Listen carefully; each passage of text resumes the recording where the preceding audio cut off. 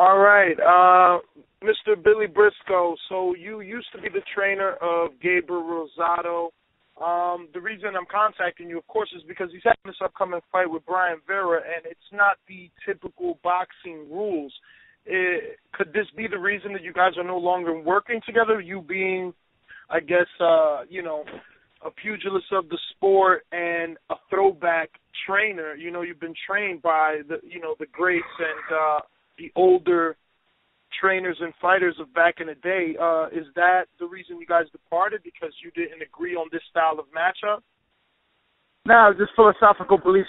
We had different belief systems on, and just different things. So we decided to part ways. It's nothing personal. The guy's like family to me.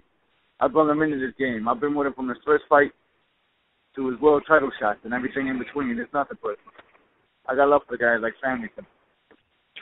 So how do you expect him to fare up versus Brian Vera in a 17-foot circular ring with 10-ounce gloves? Gabe's a real fighter, man. You can put him anywhere. He'll find a way to win. As long as you give him a fair shake on the scorecard, he'll be great. Speaking of fair shake, we've seen him not get a fair shake in the Jay Leon Love fight. There was also some drug testing controversy there. Is that a fight that you would like to see him avenge that loss?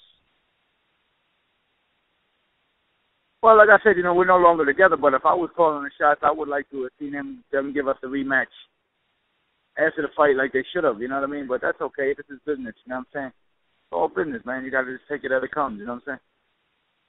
Now, you're not working with him, but I'm sure you're working with other fighters. I know you have a guy that roughly just had his pro debut, I believe.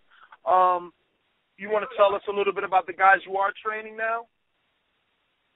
Well, I work with a lot of different guys, you know what I'm saying? I got a kid, Samuel Vargas, from Canada. He's the Canadian welterweight champ. He just fought a couple weeks ago up in Calgary and beat a guy 8-round unanimous decision. I got, I work with Joey DeWego.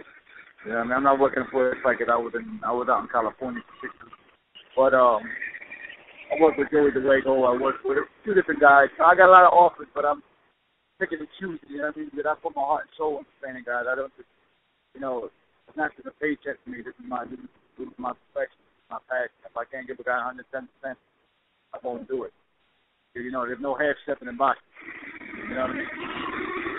Now let's talk a little bit about Joey, because that's a guy that I've seen fight live a few times, and I think that he's actually a very talented fighter. He's a little bit short and overweight for the division, but do you think you can get him down to a decent-sized weight so that he can be a fluid and active heavyweight? Because even with that weight, I've seen him do some things that I haven't seen guys that weigh 200 pounds do.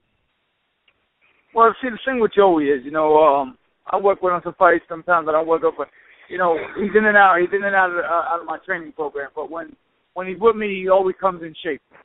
In his last fight against Mark Rideout, undefeated kid, he won a clear-cut 8-round unanimous decision. I think one school was like had them all but 1 round for us. So the other school might have gave the other guy 2 rounds.